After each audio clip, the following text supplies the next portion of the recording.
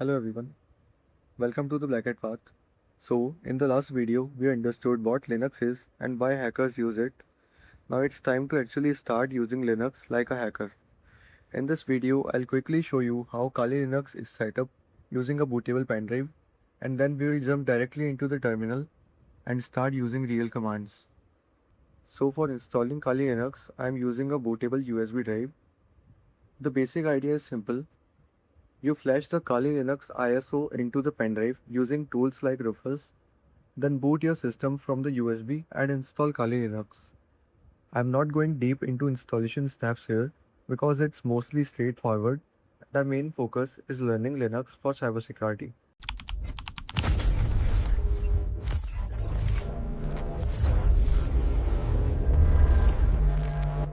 For installing the Kali ISO file, we'll just open our browser and type kali.org. Then we'll click on download, scroll down and click on live boot option and download this recommended option from here.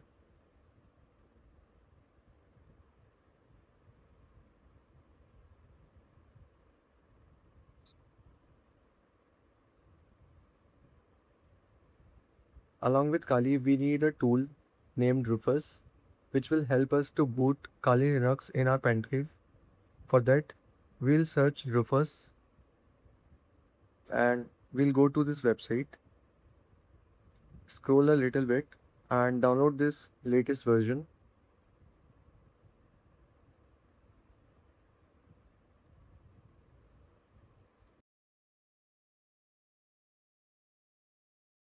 After downloading both the files, we'll just open the Rufus. Now insert the pendrive. Here you can see that Rufus has directly detected our pendrive. Now select the ISO file which we have downloaded from kali.org.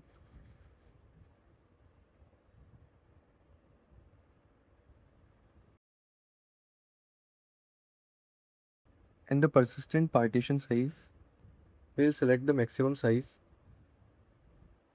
In the partition scheme, we will select GPT and leave the other settings default. Here we can change the name of our pendrive. Then click ready and the warning will appear on your screen. Just click OK and just wait for some time. Now as it is ready, we'll restart our system. We will use live system with USB persistence and click enter.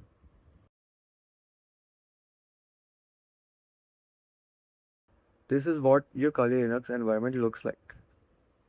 This is the Kali Linux desktop. You will see menus, tools and options here. But as a beginner in cybersecurity, the most important thing for you is the terminal. Because real hacking doesn't happen through clicking, it happens through commands. This is the terminal. Think of it as a direct communication channel between you and the system. Instead of clicking buttons, you type commands and the system executes them instantly. At first, it may look intimidating, but once you understand it, this becomes your most powerful tool. Let's start with our first command, which is pwd. This stands for print working directory. It simply tells you where you are in the system right now. This is important because in Linux, everything is location based. Next command will be ls. This command shows you what files and folders are present in your current directory. You can think of it like opening a folder and seeing what's inside, but faster. Now let's move between folders using a cd command. We will type cd /home /kali /desktop. This will take you into the desktop directory. If you want to go back, you can use cd followed by 2 dots. This moves you one step back. There are some shortcuts you should know. This hyphen means your home directory and these 2 dot means go back one directory. These shortcuts make navigation much faster. Now let's create something. Type mkdir hacker_folder. This creates a new directory. mkdir stands for make directory.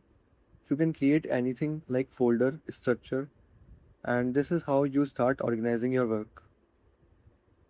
Now let's create a file. For creating a file, we will write touch space test.txt. This will create an empty file instantly. No GUI, no clicks, just one command. If your terminal gets messy, just type clear. This cleans up your screen and gives you a fresh workspace. Now, let's view a file using a cat command. We will just write cat space test.txt. This will display the content of the file. Right now it's empty, but this command is very useful when working with real data. So now you can create a folder, go inside it, create files and view them. This is the foundation of working in Linux. At this point, don't try to memorize everything.